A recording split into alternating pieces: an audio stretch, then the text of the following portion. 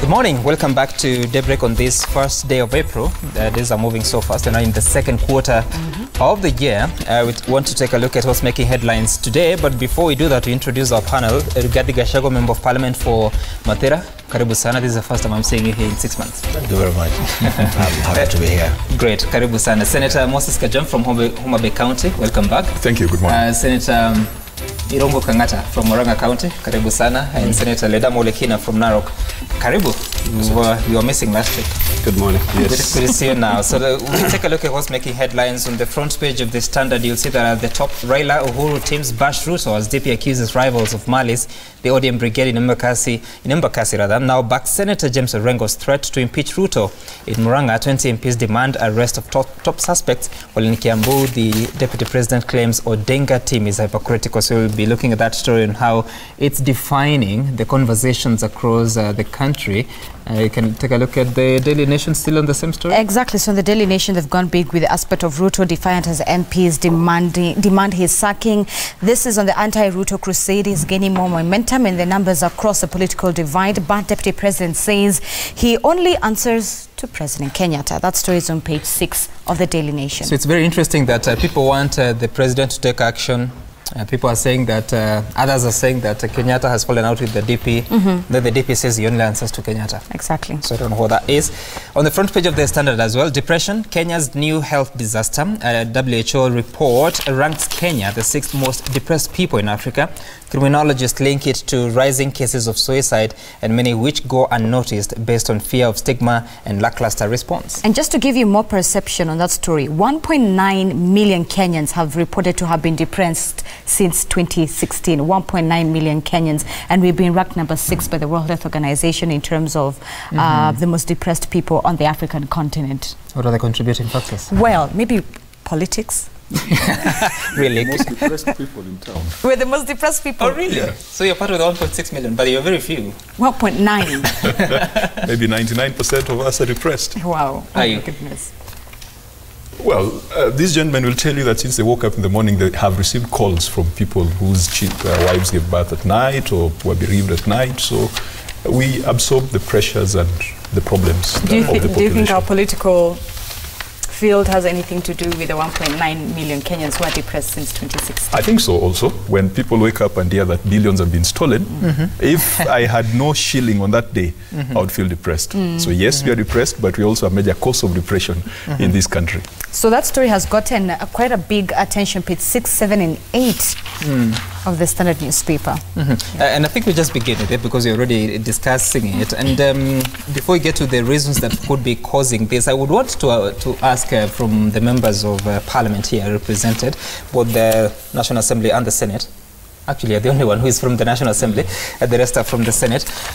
When you look at this challenge, because it starts to show itself from stress, then it becomes a mental condition, now what you're calling the depression.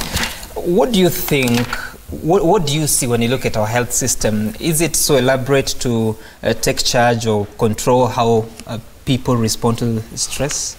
I think even before we look at the health system, we must look at the causes of depression, and you are aware of the economic hardships that our people are going through, and lack of hope, helplessness. This all leads to depression, and we are having very difficult times economically. And over and above, we also have a lot of peer pressure among the young people. Their hopes and aspirations, when they go to different schools and they meet their peers who have come from different backgrounds, they set standards for them that are not achievable, and everybody is trying to succeed, and sometimes the odds are against that success. We also have the problem of the internet. Our young people are reading all sorts of things from across the world. They are trying to come up with, to be what they are not and what they cannot be. And this has really created a big problem in terms of people getting very depressed. Right. As to our health systems, even before we can address mental health, I think we are not even able to address the other very serious challenges, non-communicable diseases. I remember the other day, last month, had a free medical camp in my constituency, in remembrance of my late brother. And by 2 a.m., 8,000 people had queued to access 2 a.m. Because the hospitals are simply not working. There are no drugs, there are no equipment, there are no lab equipment, there is no radiology equipment, and people are helpless and desperate because if people can come at 2 a.m. and they queue for 6-7 hours, it means something is terribly wrong. And we are saying, and I can, from where I sit, when I listen to my constituents, there's a lot of desperation, there's a lot of helplessness. And even now we have universal health care. I can tell you, I came from Karatina yesterday. It's not working. People go to the hospital. Of course, the consultation is free, but there are no drugs. Right. You are sent to a different, at a certain corner to go for some lab test. You are sent to another shop to go for some imaging. And then people are saying, you told us it's free.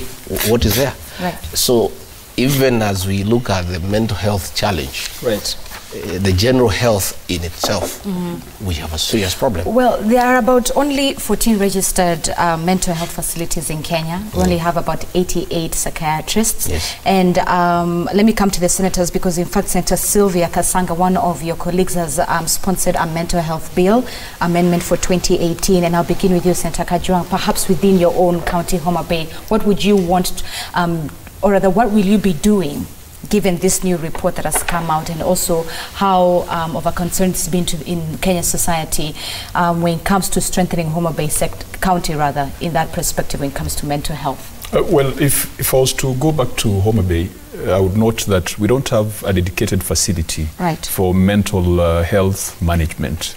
And a lot of these things have got cultural backgrounds. There are certain places where mental health is equated with insanity. And those who are insane, or who are considered to be insane, are ostracized by the community. And there's a lot of stigma attached to them. In my village, just 200 meters from my home, we have started a school called Hope School for Mentally and Physically Challenged. And I can tell you that there are parents who bring their children to that school just to dump them. It is more of a good riddance measure rather than a management measure. They don't see, or they don't feel that even persons with mental disability or even physical disability can make something out of their lives.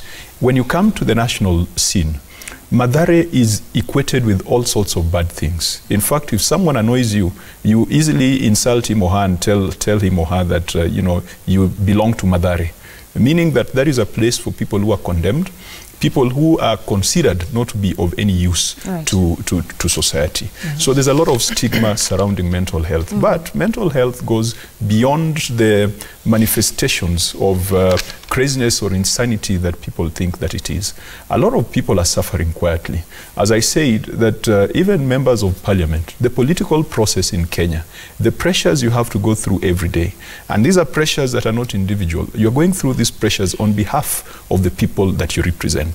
They have 1,000 problems, and sometimes political leaders are solution providers. In fact, that is why every day when I pray for wisdom, but I also pray for strength to be able to absorb and to be able to carry the problems and the cares of the people that I represent. That when it is transferred, and unfortunately we are not expected to look sick. We are not expected to look insane. We are expected just to absorb it all quietly. And that, if it is not treated early, maybe it tells a story of the state of Kenyan politics. That you have people who are depressed, who are suffering quietly, and yet they are expected to make serious decisions.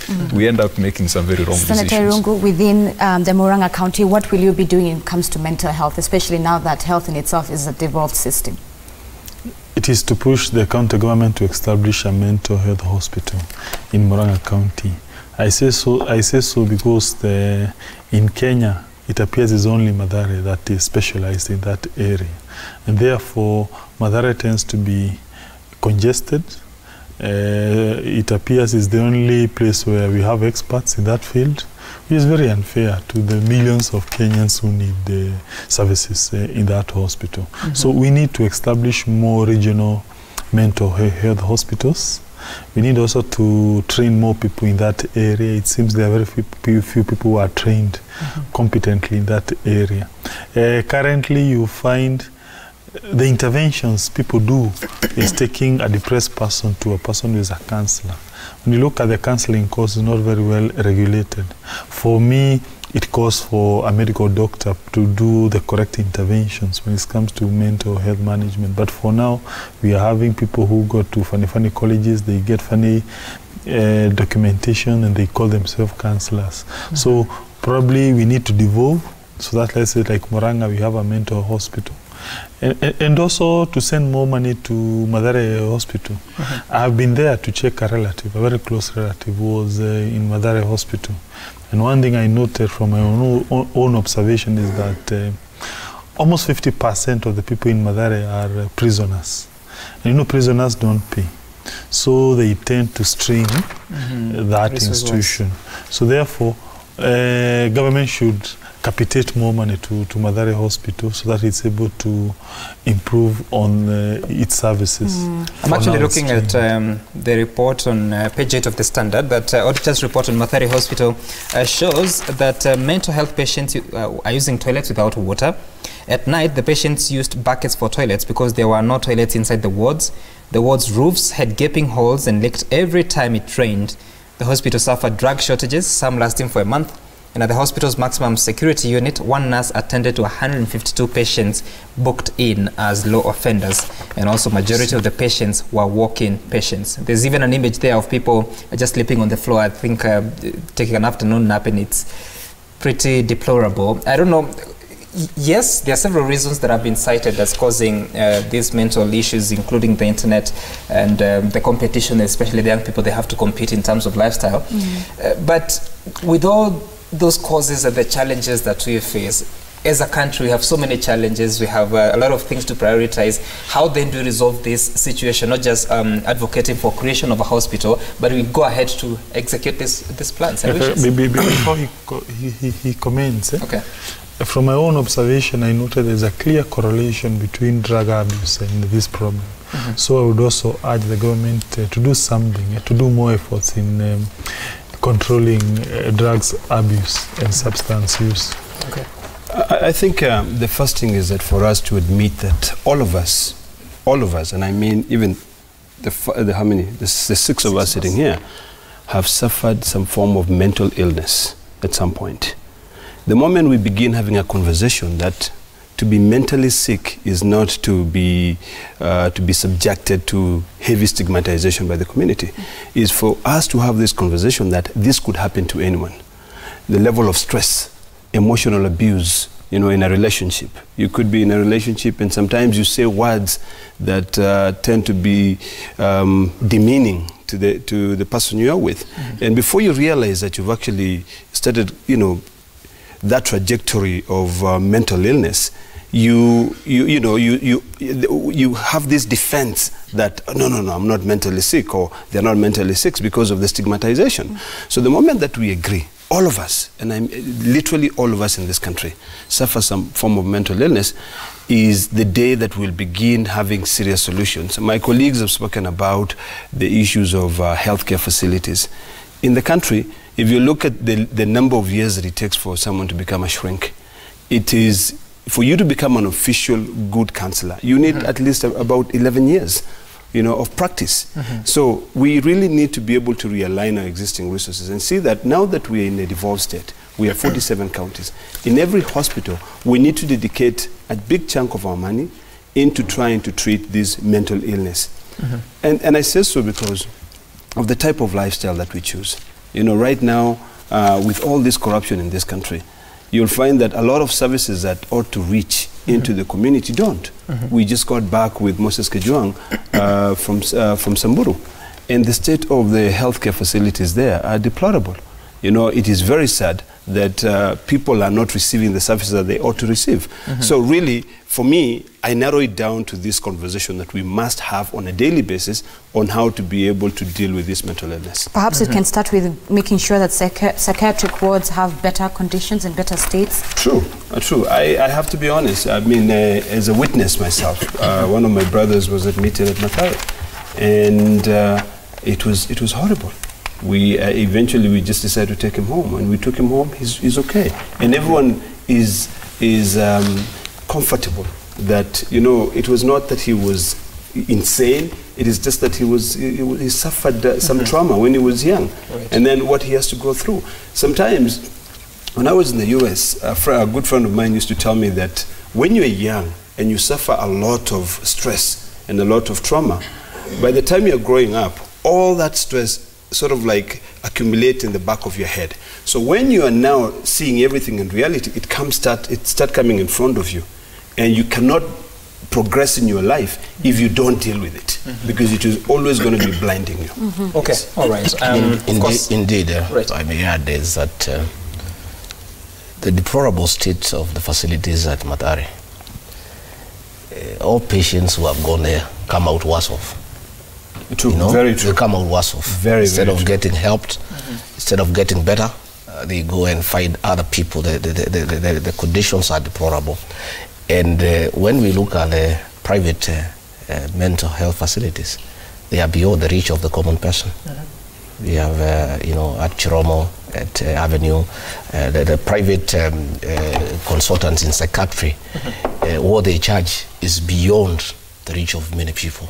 Like we have rehabilitation centers for people, you know, who have a problem with their mental health, and the amounts that they charge, those facilities are for the super rich. Right. So when we look at now the middle class and the people who are down here, they are not able to access mental health in this country, because Mathare, they come out worse off than they were when they went there to get help. So I think it's a national conversation that we need to have. Right. That, and the senators are here, since health is a devolved function, maybe the senators here need to come up with legislation compelling each and every county government to come up with a mental health facility. All right. So that we can congest Mathare and we can have quality mental health care. You know, so that we don't bring everybody to Mathare. We take them to Nyeri County, we take them to Narok County, to Homa Bay, to Muranga, and that way, once it is devolved and we have a facility in each and every county, we are going to get quality service, and then our people can be helped. But for the private ones that are there, they are beyond the reach of the ordinary people. Okay, very expensive. Of course,